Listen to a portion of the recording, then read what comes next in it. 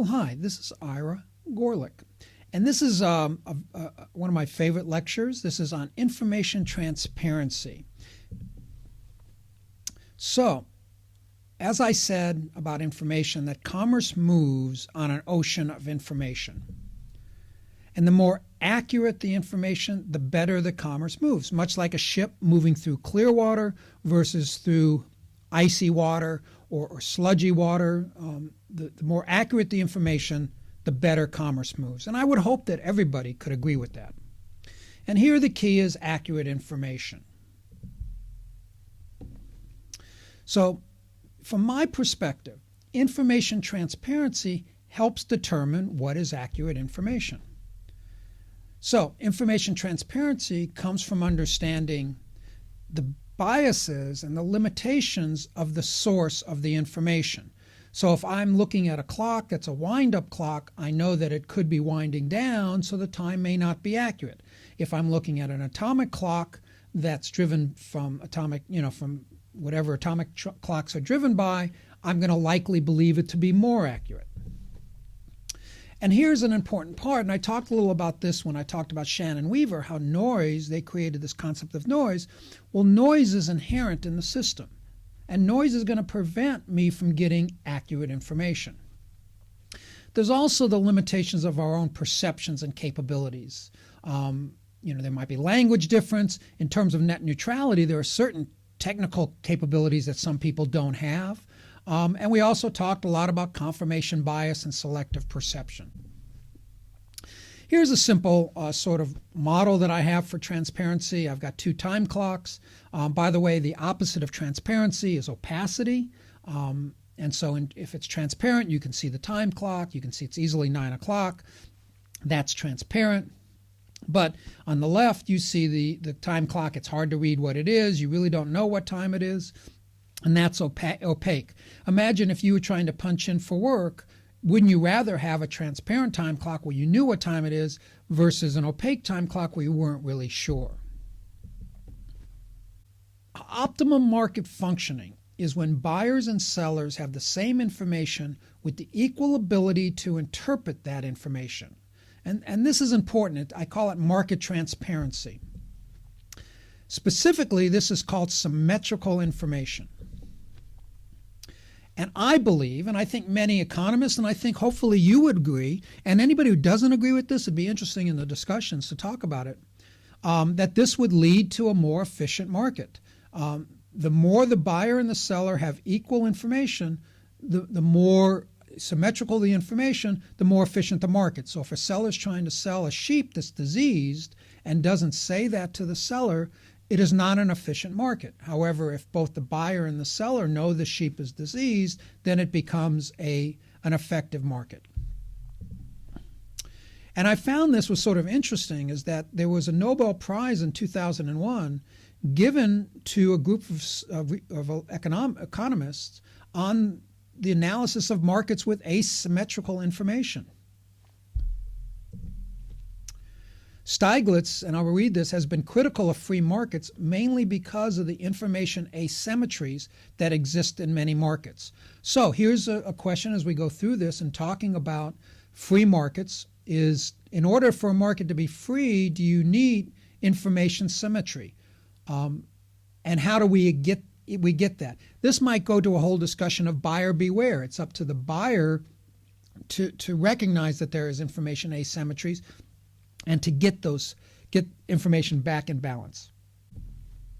Essentially, what I believe is the more you know about the source of information, the better you are about making decisions about that information.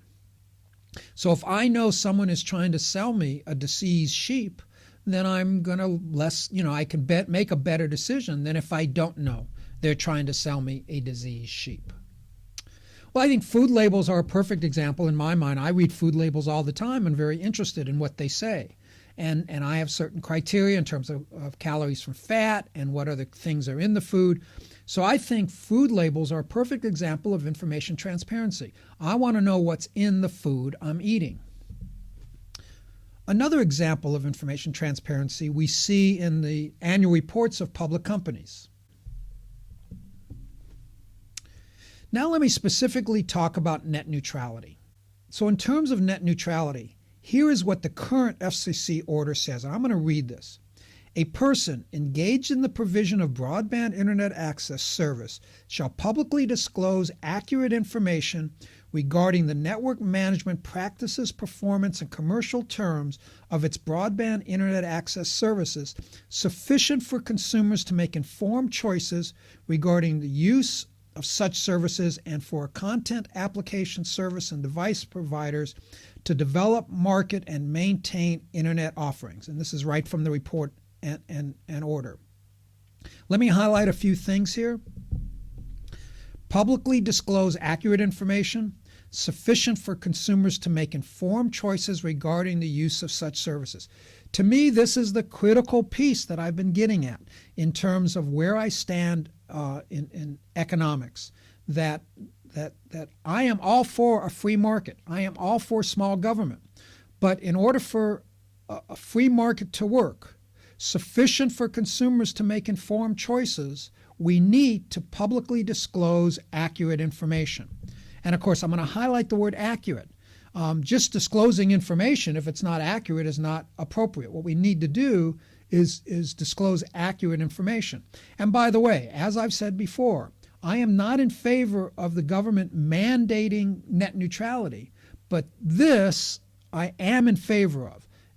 In a community that does business in the community, there should be a standard of behavior that is exactly this, that if you're going to do business in the community, you need to publicly disclose accurate information sufficient for consumers to make informed choices. Now let me talk to you about, and I've said it a few times, but let me talk to you specifically about net neutrality, why this is important. If my ISP, Comcast, decides to slow down a service because they haven't paid into a fast lane, I'm okay with that. But I need to know it. I need to know that if I go to Udemy and the videos are coming out slow, then the reason is because Udemy has not paid Comcast a tariff.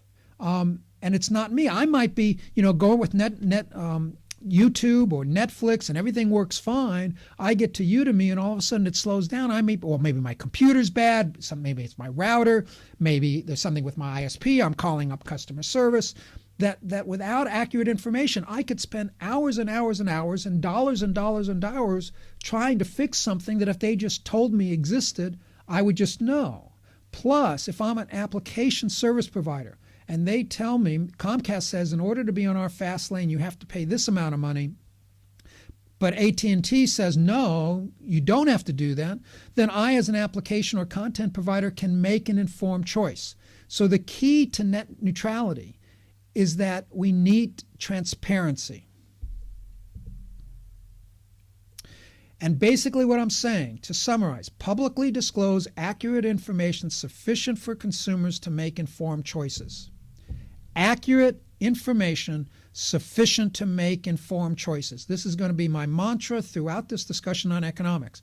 A free market only works effectively, optimally. It works in any case, but works optimally when we have accurate information sufficient to make informed choices.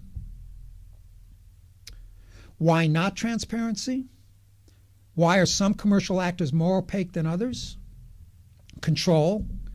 Being opaque makes it more difficult for outsiders, which include investors, to know how much a firm is worth, how much it's making, and what its assets hold. Being opaque makes it more likely that incumbents can retain control in the event of a challenge.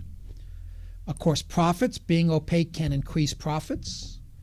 Deceit, because there is something the seller doesn't want the buyer to know. And certainly corruption. Being opaque allows for corruption to thrive. The key question for net neutrality is how the ISPs are using traffic shaping. Remember, I talked about traffic shaping in the technical set of lectures. Traffic shaping is the use of routing tables to advantage one set of packets over another to optimize packet flow in a network. If an ISP disadvantages, slows down the packets from a content provider, Netflix, let's say, and the consumer does not know they're doing it intentionally, traffic shaping, then without transparency, the consumer might assume it's their computer or their transport provider or the content provider themselves. However, with transparency, the consumer can choose a different ISP to get to the content provider. In the next series of lectures, I'm going to talk about Hayek and go more into information and the idea of central planning and how that applies and how information affects our ability to make good decisions. Thank you.